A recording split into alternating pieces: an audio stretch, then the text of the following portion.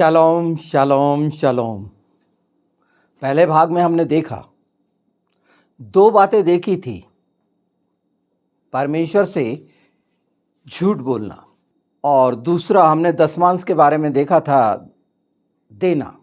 तो इन बातों को आगे बढ़ाते हैं, जिसमें देना को प्रमुखता देते हुए, दशमांश को प्रमुखता देते हुए जो आवश्यक है जानना, परमेश्वर के वचन के अनुसार जो पहले अध्याय में आपने सुना, तो ये सच्चाई पवित्र आत्मा के द्वारा जान लीजिए कि ये दशमांश कोई परसेंटेज नहीं है बनिया का, और ना आप कर्जदार हैं जो बनिए के दुकान में दशमांश ले जाके चुकाते हैं।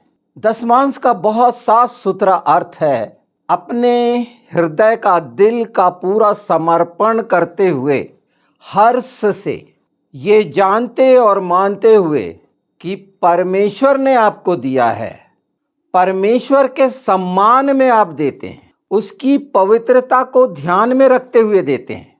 ये ऐसा नहीं है कि मैंने अपनी खेती बाड़ी से कमाया, नौकरी पेशा से कमाया, ये मेरे मेहनत का है, उसमें से दे रहा हूं मैं। इस फर्क को जान लीजिए कि ऐसा नहीं है। हमें जीवन देने वाले ने हमें दिया है, उसका है ये, उसमें से देते हैं हम। याकूब ने बहुत साफ बोला था, जो कुछ तू मुझे देगा, जो कुछ में सब बातें आ जाती हैं। और समर्पण में तादाद नहीं देखी जाती, कोई पैरामीटर नहीं है, कोई परसेंटेज नहीं है। आपका संपूर्ण समर्पण कहा गया है, बड़ा हिला हिला के, दबा दबा के दो। किस बात को? नाप को, कि आपका नाप क्या है। वो तराजू वाला नाप या किसी ऐसा नाप जिसमें भर के देते हैं, उससे कहीं ज्यादा के हकदार हैं आप। परमेश्वर की संतान हैं आप, और राजकुमार कहलाते हैं, तो राजकुमारों जैसा देना होना चाहिए। यह हृदय की सच्चाई से दिया हुआ, जिससे परमेश्वर प्रसन्न होता है। ये धार्मिक कर जो चर्चेस ने बना रखे हैं, ये मिनिस्ट्रीज ने बना रखी हैं, ये वो नहीं है। साहूकार बन के जो आपसे परसेंटेज ले रहे हैं 10%, ऐसा ब्याज तो साहूकार, कितना खून चूसने वाला साहूकार होगा। संसार में भी लोग 2-2.5% पे लेते हैं, बैंक भी उतना ब्याज नहीं लेती। ये कर चुका रहे हैं आप देखिए ना। आप भयभीत हैं, आपको शिक्षा गलत दी गई, अपने स्वार्थ के लिए, आत्मा को नाश करने के लिए और आशीष से वंचित करने की शिक्षा। जब हम खुले हृदय से देते हैं, हर्ष के साथ देते हैं, बहुत स्पष्ट इन बातों को कहा गया है ना। ये सारी सच्चाइयां पवित्र शास्त्र में लिखी हुई हैं। अगर प्रेरितों के काम 2 देखेंगे तो वहां देना सीख जाएंगे। आपके पास जो कुछ भी है, किसी का बनाया हुआ वित्तीय नियम ये वित्तीय नियम तो बना रखे हैं कि इतना देना है आपको, बॉन्डेड, महीने में इतना देना है आपको। ये आपकी आत्मिक भेंट है, परमेश्वर को दे रहे हैं आप। पर आपने अपना कोई साहूकार बना लिया है, तो आप परसेंटेज दे रहे हैं। और कोई भी इस पृथ्वी पर दावा नहीं कर सकता कि ऐसा करना है। और अगर इस तरह से कोई कर रहा है, तो वो आपको गुलाम बना रहा है, जबरदस्ती भयभीत कर रहा है। प्रभु यीशु ने सबसे ज्यादा देने वाली उस विधवा को बोले थे कि इसने अपना घटी में से सबसे ज्यादा दिया है। कितने खुले हृदय से देना। परमेश्वर के भंडार में कमी हो गई है कि वो बोलेगा कि लाओ मेरे, किस चीज के बारे में बोल रहा है कि भरपूर रहे मेरे भंडार में। परमेश्वर के भंडार कोई संसार के भंडार हैं क्या? पैसे कौड़ी के भंडार हैं क्या, कि हर चीज को पैसे के नजरिए से देखा जाता है? अरे आपका विश्वास का, बलिदान के मापदंड अलग अलग हैं, आपकी क्षमताओं पे हैं। अलग अलग तरीके से हम अपने विश्वास के बलिदान का दशमांश देते हैं, जो बहुत छोटा सा हिस्सा है दशमांश। जबकि आप क्षमता रखते हैं 100% देने की, पूरा पूरा देने की आत्मा में। वहां दशमांश नहीं देखा जाता, आत्मा का संपूर्ण। यीशु ने बोले ना कि इसने सबसे ज्यादा दिया का मतलब क्या है कि अपना सब कुछ दे दिया। वहां उनने नहीं लगाए कि 90% दिया कि 10% दिया कि दशमांश दिया। मैंने पिछले एपिसोड में बताया है, अब्राहम को क्या मालूम था दशमांश देना है? तोरा उतर गई थी कि तोरा आ गई थी? मूसा की नहीं आई थी। परमेश्वर के प्रेम का महान सबूत प्रकट करते हैं आप कि मैंने उद्धार पाया, और जो कुछ मैंने पाया है उद्धार से लेकर अभी तक मैं समर्पित कर रहा हूं तेरे सामने। और उसके लिए हफ्ते का एक दिन है क्या? आप कभी भी किसी भी समय कहीं भी दे सकते हैं। आपके अंदर इच्छा तो पैदा हो प्रेम की। इस सच्चाई से देखिएगा। और कहा गया है मलाकी में 3 में कि मैं आशीषों की वर्षा कर दूंगा। तो आशीषों की वर्षा से मैं पैसे की बारिश की बात नहीं कर रहा हूं। वो सब जो आपको आवश्यक है, सब प्रकार की आशीष, सब प्रकार की, आपके आने जाने, उठने बैठने, करने धरने, बोलने बताने, पहनने ओढ़ने, ये सब जो 24 घंटे की दिनचर्या है उस पर अनुग्रह की आशीष सब प्रकार की आप लेना चाहेंगे तो वो देने को तैयार है। और स्वतंत्र किया गया है, मनुष्य स्वतंत्र किया गया है ना, कि आप कुछ भी सोचें, कुछ भी करें। पर यीशु ने बता दिया कि ऐसा करना है, वचन ने बताया है, किसी ये संसार के साहूकार ने नहीं बताया। तो जकई का याद कर लीजिए। तो अगर ऐसा कोई कर रहा है तो उसको ऐसा करना चाहिए जो जकई ने करा, कि उद्धार पा लो। जो लेन देन करते हैं उनको सोचना है, यहूदा जैसे जो कोषाध्यक्ष बन गए हैं उनको सोचना है, क्योंकि हर बात का पैमाना पैसा रख दिया गया। और ये चर्च का काम, कितना गहरा अंधकार डाल दिया ये चर्च ने मनुष्य के आत्मा में, वो अवरोध डाल दिया। ये सबसे बड़ा पाप है, सिन है, इतना भयानक पाप है ये, कि मनुष्य को परमेश्वर की स्वर्गीय आशीष से वंचित किया सिर्फ अपने लोभ लालच के लिए, अपनी शानो शौकत के लिए। नाना प्रकार के पाखंड रच दिए कि ये बनाना है, वो बनाना है, सबसे बड़ा बनाना है, यहां दो वहां दो, परमेश्वर खुश होगा। लोग देते हैं डर के मारे। वो जो बता रहा है वो आपका उद्धार करेगा, बल्कि जो बता रहा है उस पर परमेश्वर का एहसान हुआ है कि आप उसकी भेड़ें हैं और वो अगुआ बना हुआ है। वो जो भी हो, भेड़ के कारण वो अगुआ कहलाता है, और ये परमेश्वर का अनुग्रह है। पर शैतान के हाथ में पड़ के, दुष्ट आत्माओं के हाथ में पड़कर ये अगुआ जो कोई भी कर रहे हैं, ये घिनौना पाप, गहरे अंधकार का पाप, भेड़ों को नाश करने का, दशमांश के लालच में फंसाकर अपनी पेट पूजा करने का। बोला गया है ना, इनका पेट इनका ईश्वर हो गया है। ये पूरी रीति से सिर के बाल से लेकर पैर के नाखून तक लोभ और लालच में ग्रसित, बहका बहका के सिरों को गिन रहे हैं। भेड़ों के सिर गिने जाते हैं कि मेरे कलीसिया में कितनी भेड़ हैं कि उनको मैं कैसे बेचूं। ये बेचने वाले लोग आपको बेच रहे हैं। ये तमाम चर्च, तमाम मिनिस्ट्री आपको बेच रही हैं, सौदा कर रही हैं आपका। क्यों? दशमांश इनमें से निकल आओ। ये बात कहने की का साहस नहीं करते लोग। ये साहस नहीं है। इन सच्चाइयों को प्रकट करने वाले परमेश्वर के राज्य के द्वारा निश्चित होते हैं। उन्हें किसी से कोई लेना नहीं रहता, वो देना सिखाते हैं परमेश्वर के राज्य के लिए, क्योंकि देना सीखे हुए होते हैं। ये लेने वाले क्या देना सिखाएंगे? इनका पेट ही नहीं भरता, इनका लालच ही नहीं मरता। हर चीज, कहीं भी आना जाना, उठने बैठने के लिए इनको आवश्यकता है। हर चीज की टिकट, आजकल तो प्लेन की टिकट मांगते हैं। जब शुरू हुए थे तो साइकिल पे चलते थे, और वो भी नहीं थी नसीब। वो भी लेने के लिए भेड़ों से पैसे लेते थे। साइकिल से मोटरसाइकिल आई, उसके बाद कार। इनके पास क्या कुछ, ये अगुए हैं, ये साहूकार हैं। आप उनके कर्जदार हैं, आप उनकी भेड़ नहीं है दशमांश चुकाने में। आपको नाना प्रकार के दान और भेंटों में फंसाए हुए हैं। ये वचन की सच्चाई आप देख लीजिए। इनसे हटिए और देना। अरे आप जिसको भी दे रहे हैं, वो चाहे काला पीला जो भी कर रहा हो, पर आप जो दें वो खुले हृदय से परमेश्वर के नाम में परमेश्वर को दें, उस सामने वाले भेड़ियों को नहीं। और आत्मा को परखो। पिता ने मलाकी 3 में कहा, मेरे को परखो, इनको परखो जो ले रहा है, किस लिए ले रहा है और क्या सेवा कर रहा है। और ऐसे करने वाले नाश हो गई ऐसी मिनिस्ट्रियां। और ये अंतिम समय में सचमुच में देना सीख लो। वो आपके पास चाहे थोड़ा सा हो, परमेश्वर को दो, किसी व्यक्ति को नहीं। उसको दे रहे हो ये याद रखो, वो सामने वाला व्यक्ति कैसा है ये उसको जवाब देना है।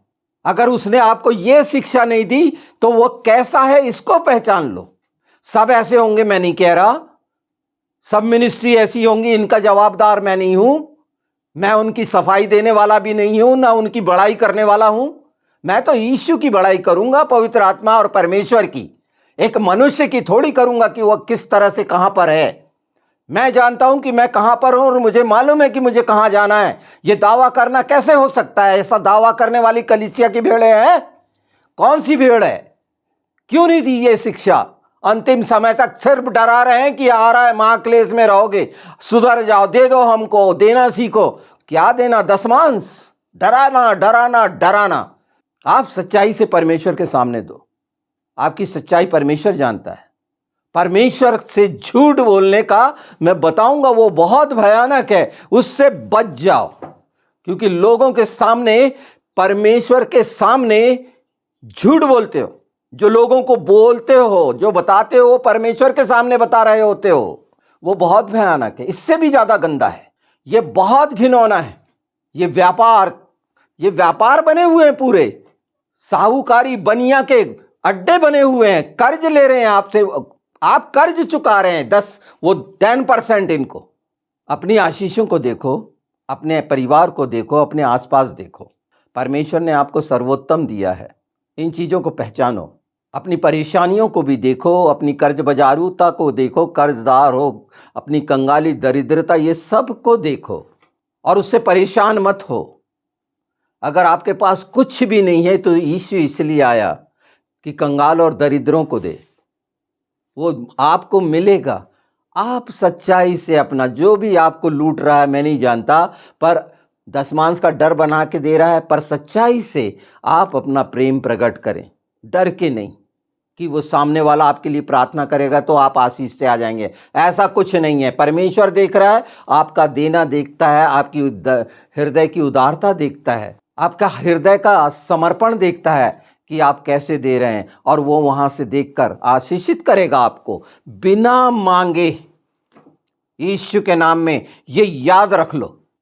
वो जो आपके लिए आशीष की प्रार्थना करता है, उसके घर में जाके देखो और उसकी हालत देखो कि वो खुद आशीषित है क्या स्वर्ग की, कि संसार की आशीष के लिए लोगों को भरमा के, बहका के, झूठ और छल और कपट से अपने घर में क्या क्या भरा है, ये वो जानता है। सच्चाई ये है। और देखिए, बदल जाएगा। सचमुच में एक राजकुमार जैसा रहना होगा परमेश्वर के साथ। उसने यहां पर आंसू बहाने के लिए नहीं रखा है उद्धार पाए हुओं को, यहां लाते जूते खाने के लिए नहीं रखा है किसी की। जब वो बोलता है कि कोई तुम्हें छूता है तो मेरी आंख की पुतली को छूता है, तो आंख की पुतली बनो ना, तो कोई क्यों छुएगा? संसार में फिर रहे हो जैसे पहले फिरते थे, डोलते डालते हुए, कि कहां पर मैं क्या करूं, और योजना अपनी बनाते हैं और लोगों को मेहनत, अपनी शारीरिक क्षमताओं का एहसास करा के परमेश्वर से दूर करते हैं। ये वीडियो ऐसे ही नहीं हो रहा है। इन सब सच्चाइयों को पवित्र आत्मा के साथ जानिए। आपको यीशु का लहू मिला है, और अपनी जवाबदारी के अनुसार खुद के निर्णय करिए। किसी के बनाए हुए धार्मिक कर्म के वित्तीय प्रणाली पर भरोसा मत करिए। उनके वो रीति रिवाज हैं जो फरीसियों के। और डरने की जरूरत नहीं है, आप यीशु में आ गए हैं। एक मनुष्य आपको अगर डराता है कि ऐसा नहीं करोगे तो ऐसा हो जाएगा, तो डरने की जरूरत नहीं है। अगर ऐसा डराने वाला है तो समझ लो कि आप उसको पाल रहे पोस रहे हैं। परमेश्वर उसको पाल रहा पोस रहा नहीं है। वो आपको एक मछली की तरह फंसाया हुआ है कि आपके मुंह से कर निकालता रहे। ये है वो बात जो यीशु ने करे थे कि जा वो मछली के मुंह से कर निकाल के देना, तो आप वो मछली फंसी हैं जिसके मुंह से वो कर दे रहे हैं आपको, आप 10% का। आप अपना सर्वोत्तम तब दे सकते हैं और अच्छा तब दे सकते हैं, ये हृदय के द्वारा है, यीशु के नाम में है, किसी की शिक्षा के द्वारा नहीं। आप प्रेम रखते हैं, निश्चित यीशु में आ गए हैं और आप मानते हैं कि उसकी कृपा हुई है, उसकी दया हुई है सृष्टि रचयिता की। आप मानते हैं प्रभु यीशु जीवित है, ये सच्चाई जानते हैं। पर ये बहकाने और भरमाने वाले तत्वज्ञानियों ने, जो बाइबल में लिखा हुआ है कि ये भरमाएंगे भटकाएंगे, ये झूठे भविष्यवक्ता, और आप डर के इनके जाल में, आपको दूसरा ने नहीं डराया है, इनने डराया है। यीशु डराने आए थे कि छुटकारा देने आए थे? डर के बारे में क्या बोला गया? संसार से डरना है कि परमेश्वर के भय में रहना है? परमेश्वर के भय से दूर रखकर शरीर के भय में, संसार के भय में, शैतान के भय में शैतानों ने आपको फंसाया है और आदर करने से वंचित कर रहे हैं, परमेश्वर का सम्मान करने से वंचित कर रहे हैं, आपको उसके नजदीक जाने से वंचित कर रहे हैं। संसार के शैतान के पास पहुंचाने वाले ये लोग दशमांश का सहारा लेके, वो सारे घिनौने गंदे काम, इससे गंदा काम क्या होगा? उनको शर्म आनी चाहिए जिन्होंने इस रीति से सारे कलीसिया को नाश करने के लिए ठोकर खिलाई है। आप किसी को भी दे सकते हैं, दशमांश के नाम से आपको किसी को भी खिला पिला सकते हैं, कपड़े उड़ा सकते हैं। जरूरी नहीं है कि वो पैसे दिए जाएं, आप कुछ भी दे सकते हैं। देना चाहते हैं, जिसको देना चाहते हैं, उसकी ठेकेदारी नहीं है कि वो अगुवा ही हो। वो देखभाल नहीं कर रहा है, अगर देखभाल कर रहा होता तो वो प्रमाण आप देखते कि सचमुच में मेरी देखभाल हो रही है कि मेरे को डराया जा रहा है। मैं दोनों हिस्सों को सामने रख रहा हूं। अगर कोई आपकी देखभाल कर रहा है तो बिल्कुल आपका दायित्व वो बनता है, भेड़ों का दायित्व वो बनता है कि वो अपना दूध दें उसको, अगर वो इस लायक है तो। पर जो आपके मांस खा रहा है नोच नोच के, ऐसे लोगों से दूर हट जाएं। और देखेंगे कि अगर ऐसे लोगों की नजदीक की कलीसिया है तो सूखा है, वहां पानी ही नहीं है, खारे पानी पड़े हुए हैं, सूखे हैं कुएं यहां के। हर समय वो भूख प्यास से तड़प रही हैं भेड़ें। अगवे का पता ही नहीं, वो जानता भी नहीं कि उसको क्या बोलना है। उसको तो सिर्फ ये बताना है, डराना है कि अंतिम समय आ गया, अंतिम समय आ गया, ऐसा करो, ऐसा ला के दो, मेरे को खिलाओ पिलाओ, मैं आऊंगा तुम्हारे यहाँ 3 दिन 10 दिन, मेरे को खिलाओ पिलाओ और मुझे अलग से लिफाफा भी दो, क्योंकि मैं काम कर रहा हूं परमेश्वर के राज का। लूटने के लिए आपके घर में घुसी हुई ये विधवाएं हैं। और अगर इसके बावजूद भी आप किसी लालच में फंसे हैं तो वो तो शुरू से, जब आपने उद्धार भी नहीं पाया था तब से फंसे थे, और आज जो गैर मसीह वो उसमें फंसे हैं। और इसीलिए तो कि कहीं से पैसा मिल जाए उपाय करते हैं। तो क्या उपाय करने के लिए आए हैं उसके पास, साहूकार के पास? अपना संपूर्ण समर्पण उत्तम है हृदय का। आपके पास कुछ भी ना हो, आप कुछ भी ना जानते, आपने सच जाना है और दे रहे हैं तो डर से मत दीजिए, पूरे हर्ष से खुशी खुशी दीजिए जो बनता है। ये 2 हिस्से मैंने साफ साफ रखे हैं, हर जगह पाए जाते हैं। ये आपको चेक करने की जरूरत नहीं कि कौन कैसा है, वो जवाबदेह होगा जो आपको नोच रहा खचोट रहा है। कुछ नहीं, परमेश्वर सब चीज देख रहा है। पर ये सच जान लीजिए और स्वतंत्र हो जाइए। सब कोई अपना अपना काम करेंगे, मुझे मालूम है कि मुझे बेहतर क्या करना है, और वो आनंद से करें। ये बुराई नहीं है, ये सच्चाई का प्रकटीकरण है। जो शैतान ने उस हिस्से को छिपाया जो बाइबल में बदलने की जो कोशिश की गई, और वो दशमांश को कर बना के रख दिए, कर्जदार बना के रख दिए भेड़ों को। हमारा सारा कर्ज यीशु ने चुका है, पूरा का पूरा। ये कर्जदार आ गए हैं हमारे पास, दशमांश दे दो 10%, और सब यही गिनती लगाते हैं दशमांश की 10%। ये खत्म नहीं हुआ, ये मैं बता रहा हूं, क्योंकि इसे लगातार मुझे तो बोलना ही है, आप भी बोलिए, करिए। ये सच्चाई है और सच्चाई को जानिए, परखिए। मलाकी उसमें पहले अध्याय का सुनिए पूरा। और पर सचमुच में जिसने पश्चाताप वाला हृदय है, जिसने पश्चाताप कर लिया है, वो ही सच्चाई से परमेश्वर को अपने दिल का पूरा समर्पण करते हुए पूरी सच्चाई से जो कुछ भी उससे बनता है करता है। बहुत खूबसूरत होता है ये प्यार का नमूना। उसमें ये देखा नहीं जाता कि इसने दशमांश ला के दिया। मेरे पास बहुत शानदार ऐसे लोग आते हैं जो अपने प्रेम का प्रकटीकरण बहुत खूबसूरत तरीके से करते हैं, और जो लाते हैं मैं उन सबको बांट देता हूँ। हाँ, वो मेरे लिए नहीं होता। और परमेश्वर देख के आनंदित होता है कि हाँ, ये इसीलिए तो लाया गया था कि मेरे लोगों को बीच में बांट दिया जाए। सारे लोग ला के जब चेलों को देते थे तो उन लोगों को जिनकी कमियां थी उनको बांट देते थे। हम एक दूसरे को आनंदित करने के लिए, एक दूसरे को लूटने के लिए नहीं है। हमें जो दिया गया है, जो भी क्षमताएं दी गई हैं, जो भी काबिलियत दी गई है, जिसमें हम पूरी तरह सक्षम हैं, तो योगदान दें ना, वहाँ पर परमेश्वर के लिए योगदान दें। यही दशमांश हो जाएगा। अलग से पैसा देना दशमांश है। अगर इस गलतफहमी में पड़े हो तो वो आपके चर्च और मिनिस्ट्री की शिक्षा को एक बार फिर देख लो। अपने उन अगुओं से प्रश्न कर लो इस मामले में अच्छे से। और अगर फिर भी बहकाता है ऐसा, तो आपका बिशप विशप जो भी है, आपका प्रबंधक, तो बात कराओ उस प्रबंधक से मुझे। मैं जानता हूँ इतनी क्षमताएं नहीं है किसी बिशप और प्रबंधक में कि मुझसे बात करे, है ना, इसलिए कि इन सबको जानता हूँ मैं। कुएं के मेंढक समझते हैं कि हम बहुत हैं, हम सब जानते हैं, हम सब करते हैं। नहीं नहीं नहीं, आपको और भी गहरे ऐसे भेद सुनेंगे कि कान झनझनाएंगे आगे जाके कि जो आप सीख रहे थे वो सचमुच में था क्या। और ये सिर्फ इसीलिए है कि सुधर जाएं सब, सिखाने वाले भी, सीखने वाले भी। कितना शानदार बनाया है दशमांश का, गजब करते हैं वाकई में, कितने इंटेलिजेंट हैं। डरा डरा के कर्जदार बना के आपको वसूल कर रहे हैं। आप खुशी से दीजिए, मैं कह रहा हूँ वो जो दशमांश कह रहा है उससे कहीं ज़्यादा दीजिए। अगर आप उसका 100% देना चाहते हैं तो वो 100 भाग दीजिए कि उसका लालच तो खत्म हो जाए। परमेश्वर आपको उससे कई गुना देगा। लेने के लिए नहीं, 30 गुना, 60 गुना, 100 गुना देने के लिए। पर वो सब लेना देना हृदय का है, आत्मा के लिए है, जो हमारा अंदर का है। बाहरी तो सब दिखावा है। देखते नहीं है कैसे वो आगे आगे तुरही बना के बजा के बताते हैं कि फलाने ने इतना दान दिया।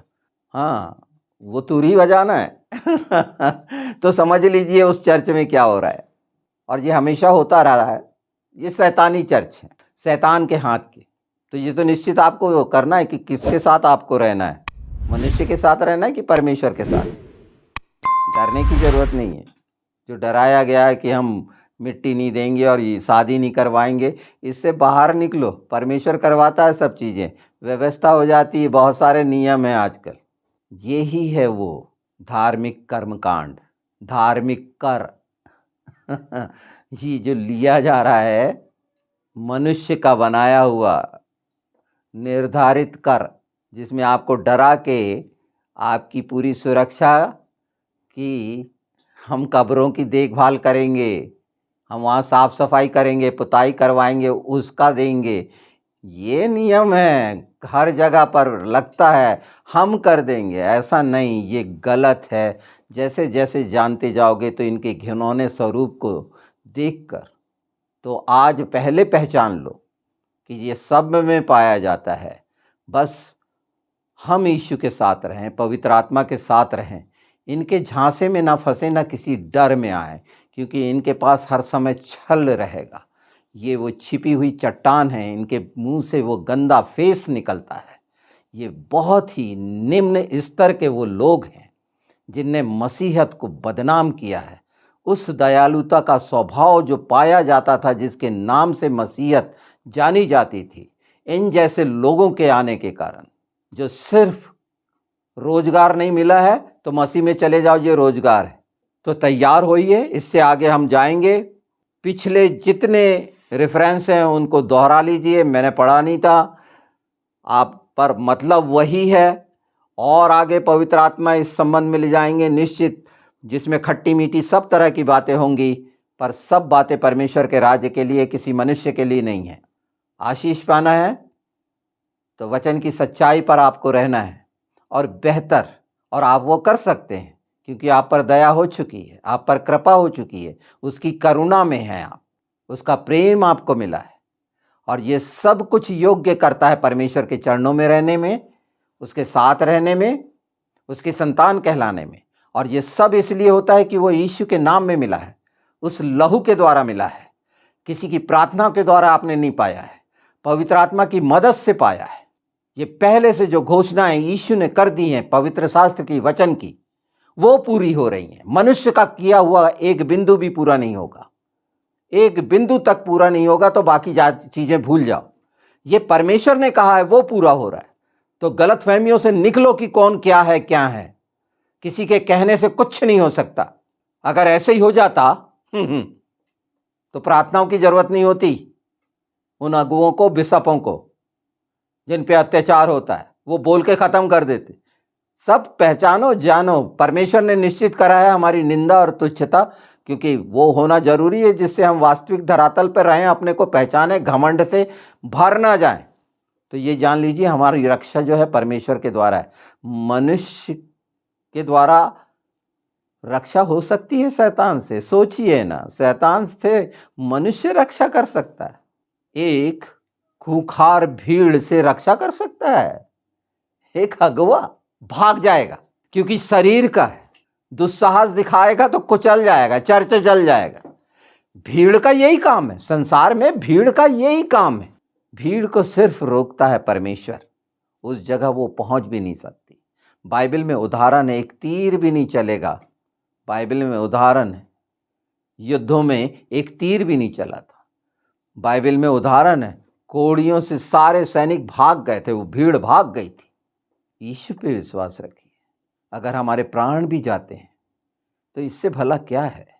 पर परमेश्वर के सामने हम सच्चे तो ठहरें, जो कुछ उसने दिया है उसमें से देने की इच्छा तो रखें, उसको देने की इच्छा रखें। उसको ज़रूरत नहीं है। देना वो प्रक्रिया है जिसमें हम अपना विश्वास जाहिर करते हैं, अपना प्रदर्शन करते हैं।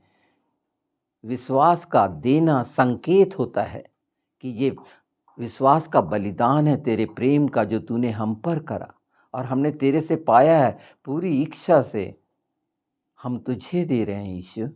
पिता, एक बच्चा इस तरह से होता है, बाप खुश होता है कि नहीं, बच्चा कमाने वाला हो गया है और अपनी कमाई मेरे हाथ में रखा है। जैसे एक समय में माँ बाप के हाथ में घर का कमाने वाला बच्चा ला के रख देता था, फिर उसमें आशीष की प्रार्थना होती थी कि हाँ, तो माँ बाप खुश होते थे कि जो कुछ लाता था बेटा दे देता था या बेटी दे देती थी। यही तो आत्मिक रीति की सच्चाई है। आज कहाँ होगा ऐसा? जहाँ हो रहा होगा बहुत खुशी की बात है। बेटियों का दायित्व तो होता है, यहीं से सीखते हैं हम परमेश्वर को देना। तो आशीष पाइए। आगे ये तीसरा इसका एपिसोड हम करेंगे। जो बोलें आप करेंगे और इस सच को जानेंगे, हर रीति से जानेंगे, प्रेम से जानेंगे, कठोरता से जानेंगे, खट्टी मीठी बातों से जानेंगे। अन्यथा जिन्हें लेना है वो लेते रहें, मुझे इससे फ़र्क नहीं पड़ता। पर पवित्र आत्मा जिस सच्चाई से इन बातों को बताएगा कि उसमें मैं भी शामिल हूँ। मैं सिर्फ आपको बोल रहा हूँ ऐसा नहीं, हर बात में मैं शामिल हूँ और मैं भी सीख रहा हूँ आपके साथ साथ। पवित्र आत्मा हमको सिखा रहे हैं और निरंतर हम सीखते जाएंगे, इच्छा रखेंगे। तो पवित्र आत्मा से सीखें ना, किसी मनुष्य से क्यों। यीशु के नाम में।